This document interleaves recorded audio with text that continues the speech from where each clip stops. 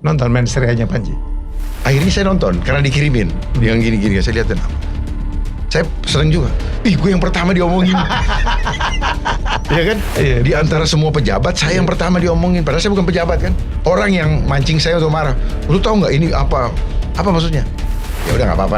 Kan buat saya kan nanti kan ketemu. Karena ini komedi, biar saja. Gitu. Cuman tidak cocok kalau judulnya Mensrea. Harusnya modus operandi. 2009 nyalon lagi. Saya ikutin rencana Tuhan untuk saya. Guys, sekarang ini produk Cina ada di mana-mana menyerbu, bukan saja Indonesia tapi ke seluruh dunia. Untuk Anda yang ingin ya kemudian mungkin mengimpor atau bahkan mengekspor ya, tidak saja ke China tapi ke negara-negara lain, harus belajar dong ilmunya. Jadi ikutin kursus yang bernama Berani Ekspor dan Impor, termasuk produk-produk dari Cina, dan kita juga bisa mengekspor ke China. Mereka banyak sekali juga butuh produk-produk dari kita ya. Untuk yang mau ikut silakan scan QR code ini atau klik link yang ada di video ini.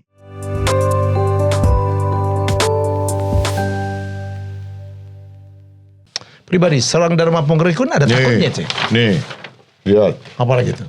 Ini Epstein ini. Epstein? Ini pizza. Tribunal this one? Pizza gate. Iya. Jadi part of that. Great awakening. Kita disuruh awakening, tapi kita nggak mau bangun. Bangun. BRICS Alliance. Puyeng udah semua. Nih, ini yang disebut sistem jaringan kekuasaan. Kita itu ibarat gini, arsiteknya mereka, kita ini tukang batu, tukang semen. Nah, panitia itu mandor. Jadi ini arsitek global. Terus masihkah, bolehkah saya tidak percaya? Boleh dong? Boleh dong. Ya. Orang? Ya, kalau abang masih percaya, saya ragukan nasionalisme abang. Gitu. Kita mau dijauhkan dari Tuhan. Tidak ada silaturahmi fisik. Distancing. Memutus silaturahmi. Salaman harus begini. Gini dulu ya. Ya.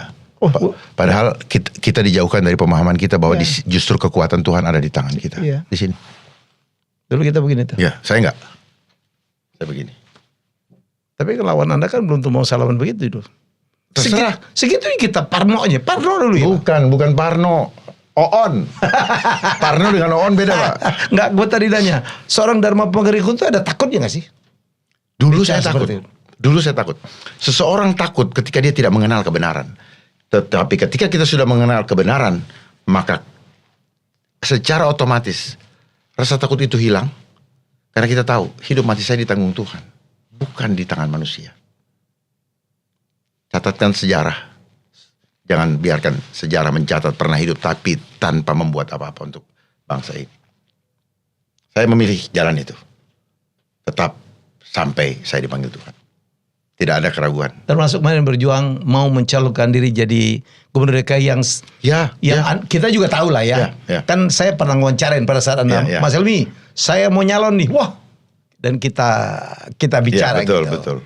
Apa tujuan dari seorang Dharma Pongrekun?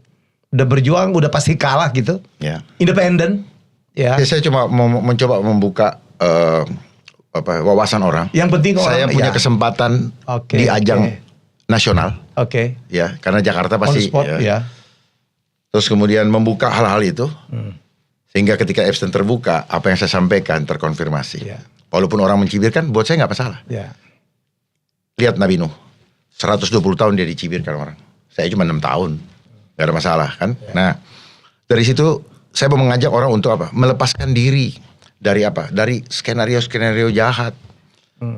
Biaya politik dianggap tinggi. Sebenarnya biaya politik rendah. Cuman karena beli suara jadi mahal. Kan begitu. Dan dari situ saya tahu bagaimana permainannya. Mudah sekali. Kalau tidak mau 2 putaran minta 50%. Bagaimana caranya? I know. Gitu. Jadi menang itu karena dinyatakan sebagai pemenang secara formal. Ya. Tetapi secara legitimasi kebenaran, Tuhan tahu apa yang terjadi. Jadi ya silakanlah bikin dosa semakin banyak gitu loh. And not bad, 10%. Ya. Not bad, 10%. 10,6%. Semua orang kaget. Orang kaget, tapi saya nggak kaget. Karena buat saya more than that. Mestinya. Kalau undangan dikirim, 46,7% undangan tidak dikirim. Jadi 10,6% juga tidak menggambarkan jumlah pemilih sesungguhnya. Termasuk yang dapat 50% lebih. Gitu. Karena kalau kita bicara quorum, belum bisa dinyatakan ada pemenangnya. 66,6% baru quorum, 2/3. Gitu. Makanya waktu itu tidak ada lagi yang disuruh boleh gugat. Ya kan? Karena kalau saya, semua yang ada di sini tidak akan jalan. Rakyat akan kita bikin tenang hidupnya. Tidak dibikin ini dengan segala macam yang tidak masuk akal. Apalagi biaya politik Anda kan kecil sekali. Iya, kecil karena ya Mas Helmi bantu 5 juta, saya terima gitu. Siapa datang, masyarakat bikin kaos sendiri. Makanya saya bilang relawan independen juga. Independen, jadi tidak sentralisasi, desentralisasi. Mau bikin, pas saya ikut ya. Saya masukin tim dong, nggak usah. Kalian aja bikin. Jalan aja. Ya habis gimana? Kalau saya mobilisasi kan repot Pak. Iya. Memang banyak yang datang. Saya mau ini tapi saya dapat apa? Waduh. Enggak. Bukan itu. Saya sedang memberikan pembelajaran. Oke. Kalian mengeluh setiap 5 tahun. Saya siapkan kendaraan gratis politik. Pakai ini untuk menyalurkan harapanmu. Jadi yang 10,6% saya anggap mereka-mereka yang sudah awakening.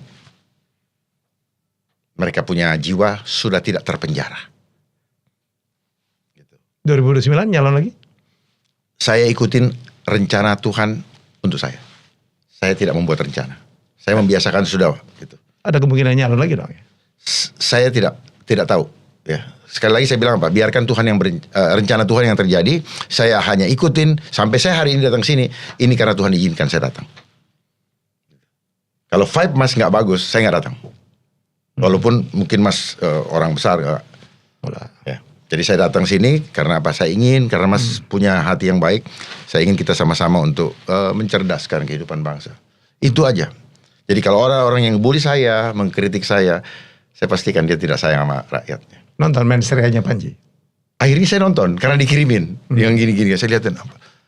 Saya seneng juga. Gue yang pertama diomongin. Iya kan? Iya, di antara semua pejabat, saya yang pertama diomongin. Padahal saya bukan pejabat kan? Iya. Berarti ada something wrong. Bukan, ada something dan special. Cukup panjang. Dan cukup panjang saya hitung. 5 menit lebih. Saya bilang, saya senang aja. Akhirnya yang berikutnya saya cuma ketawa-ketawa aja. Saya tidak merasa apa ya? Nggak marah? Nggak marah karena apa? Ya orang yang mancing saya untuk marah. Lu tahu nggak ini apa? Apa maksudnya? Ya udah nggak apa-apa.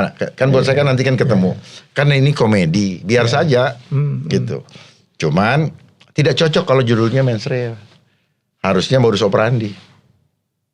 Modus operandi itu Pak, cara nyelelei orang, cara mengejek orang.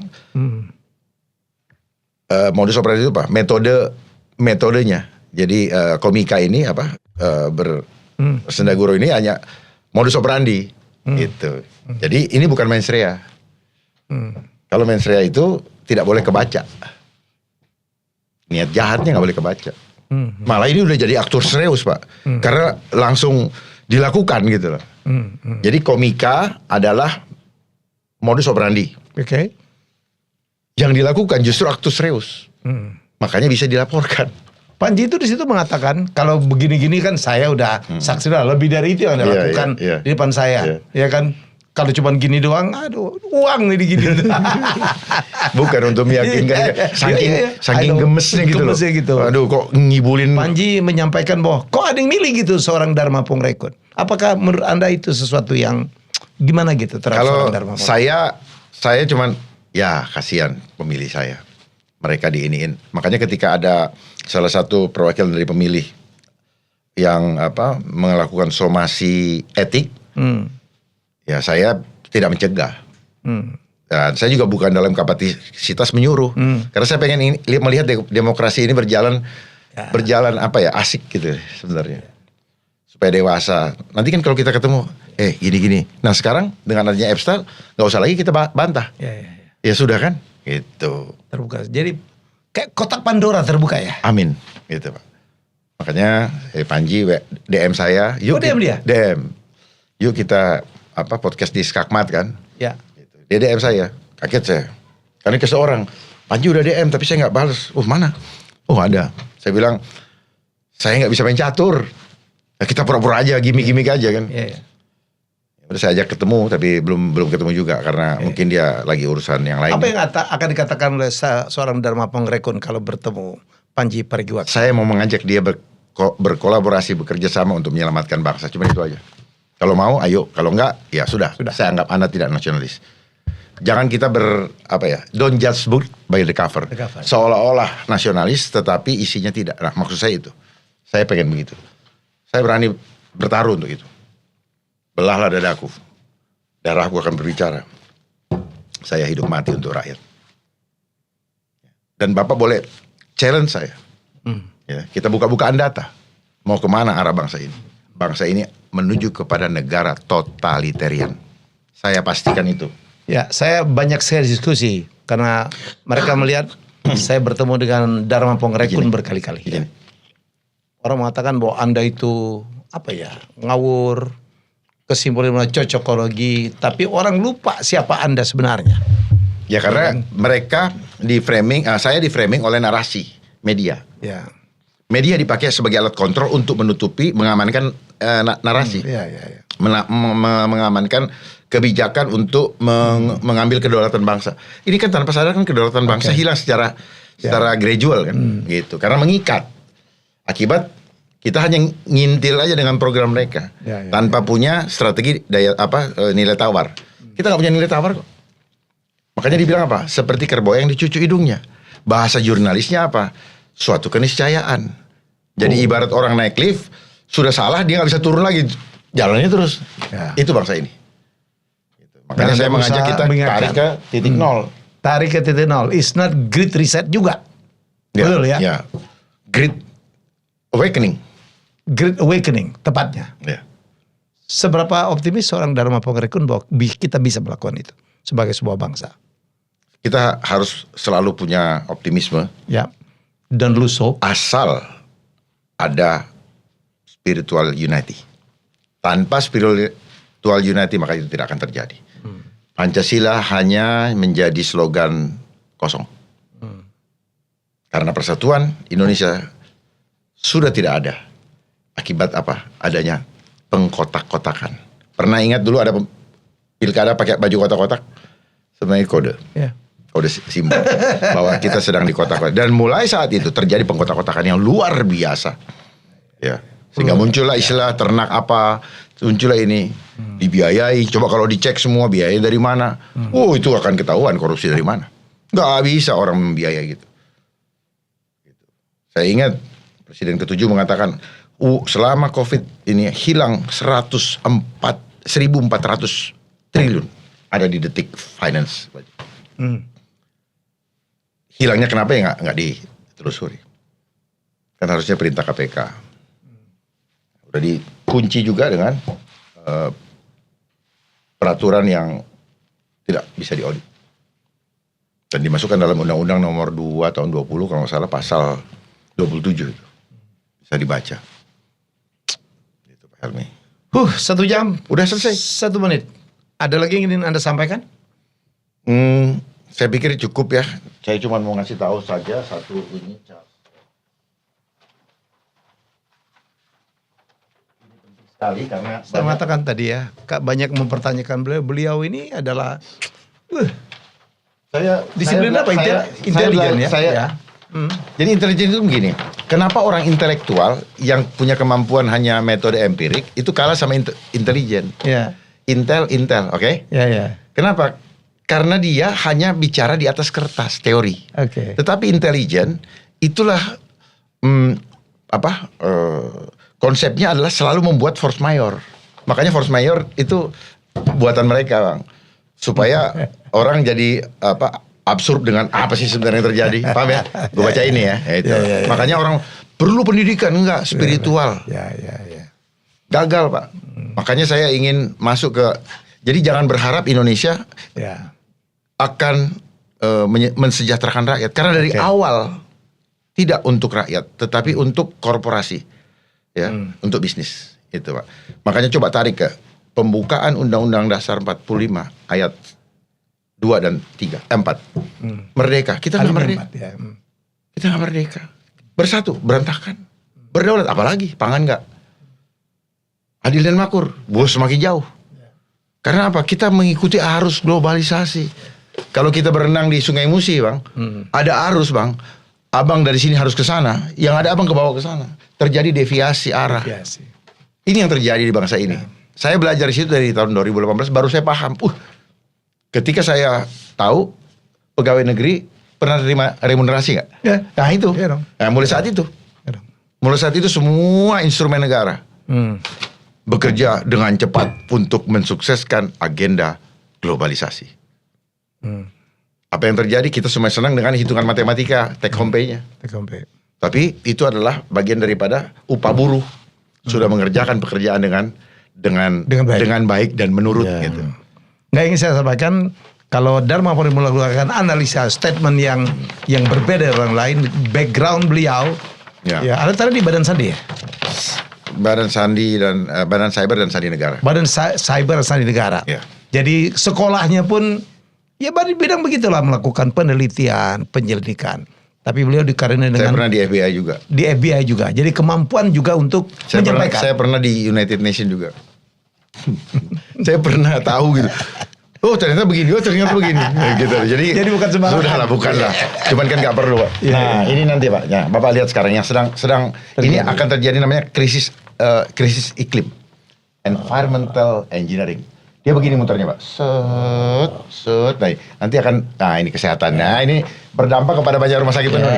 Makanya banyak rumah sakit dibikin kan? 300 rumah sakit akan dibangun. Tuh, Pak. Dia masuk. Jadi dia set.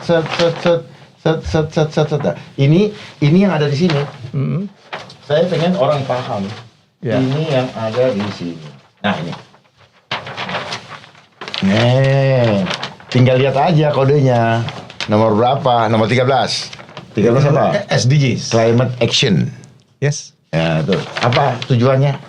Nah, ini yang terjadi ini. Ini cuma propaganda ini. Tujuannya apa? Ini yang hitam. Iya, no. Ini yang akan terjadi. Ini terbaca untuk saya, Pak.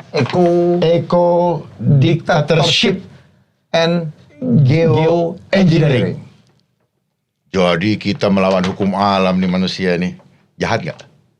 Melanggar hukum Tuhan kan? Coba apa lagi, Bang? Yang bisa kita cek? Ini coba. Ini apa? Nomor 11. Nomor 11. Smart City. Ini sustainable. Iya kan? Ya. Sustainable cities. Ya. And community. Communities. Ya, enggak, tinggal lihat 11, kita lihat di sini dia punya buku panduan. Sustainable cities and communities. Apa yang akan terjadi? Ya.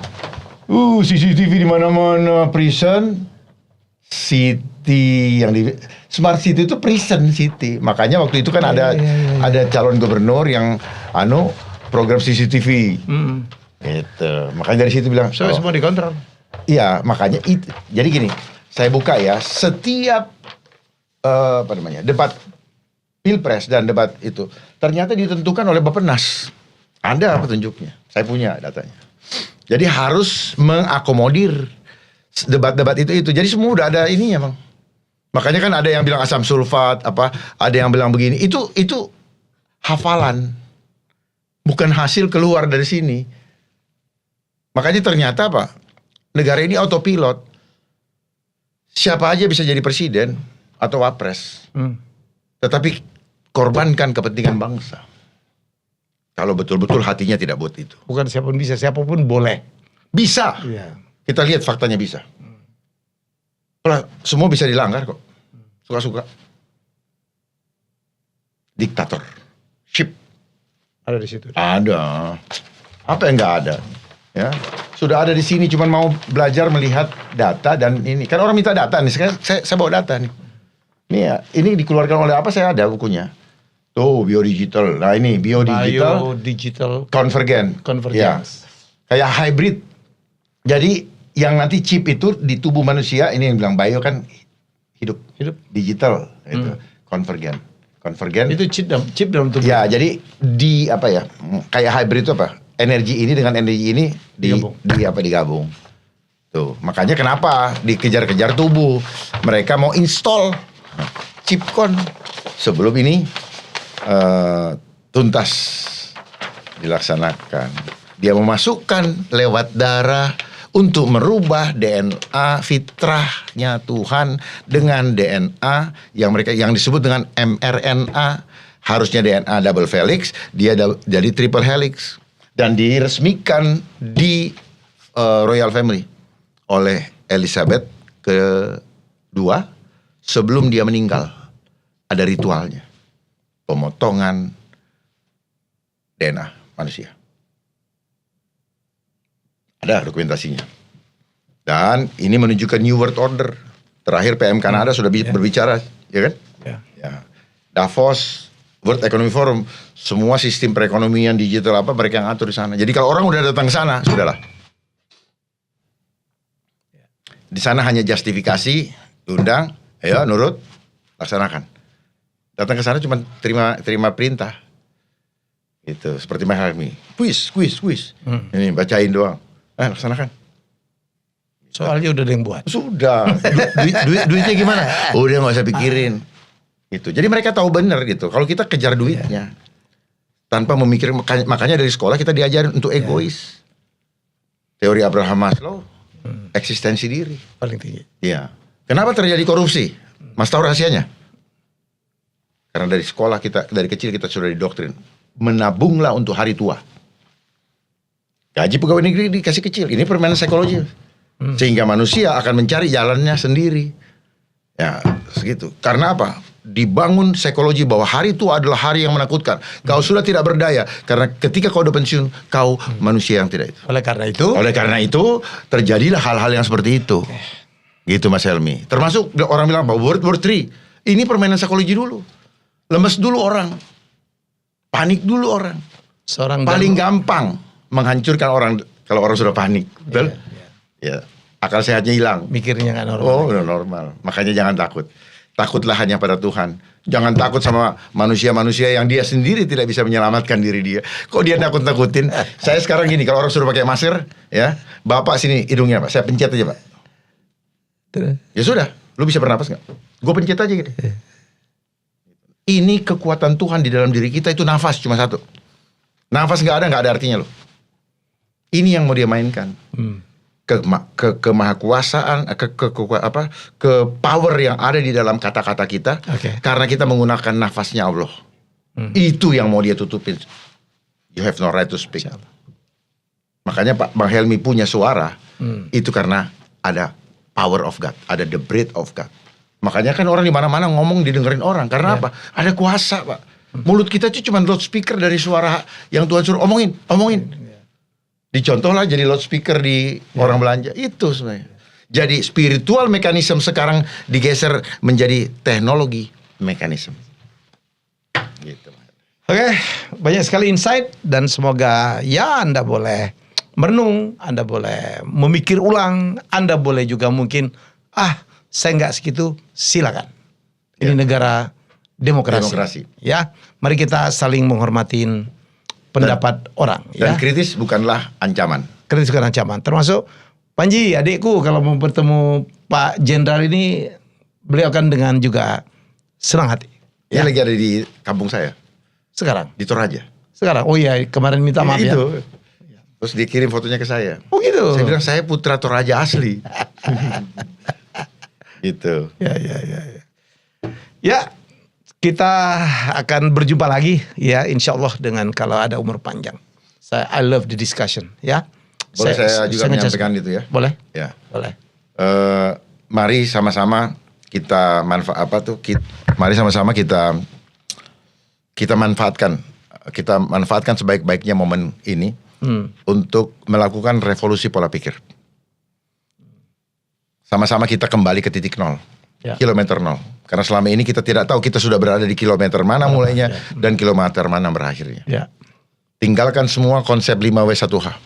Kita harus belajar untuk mengetahui buat siapa yang membuat, siapa interest yang diuntungkan siapa, yang diuntungkan siapa dan sebagainya. Jadilah manusia kritis.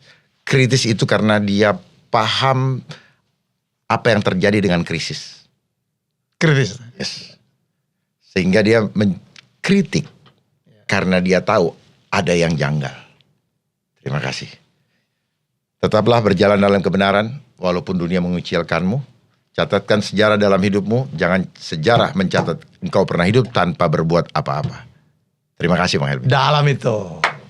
Gak gampang jadi beliau ya, jenderal, pintar, jenius. Tapi bertahun-tahun saya tahu beliau dilecehkan. Dia Dharma Pongrekon, cocokologi atau apa. Hari ini kita diskusi ya. Saya senang sekali hari ini. Saya senang sekali Mas Helmi. Terima kasih. Berapa tahun kita tidak bertemu. Terakhir waktu pencoblosan. Ya, saya doakan juga kita sehat. Mari kita latih critical thinking, ini penting tuh ya. Manusia tanpa critical thinking yang baik saya pikir visioner ya. Dan tetap jaga keimanan. Visioner itu bukan halu loh. Selama ini orang visioner dibilang halu. Diajar visioner, tapi yang ngajar visioner menyiapkan terminologi halu. Udah ya, mari juga kita jaga keimanan ya. Dan kita berusaha bagaimana kita berbuat baik untuk orang lain ya. Di agama saya adalah sampaikan walau hanya satu ayat. Ya beliau banyak banget itu disampaikan nih. Tetaplah menyampaikan kebenaran walaupun langit akan runtuh. Mantap. Kita berjumpa lagi dalam episode selanjutnya. Bye.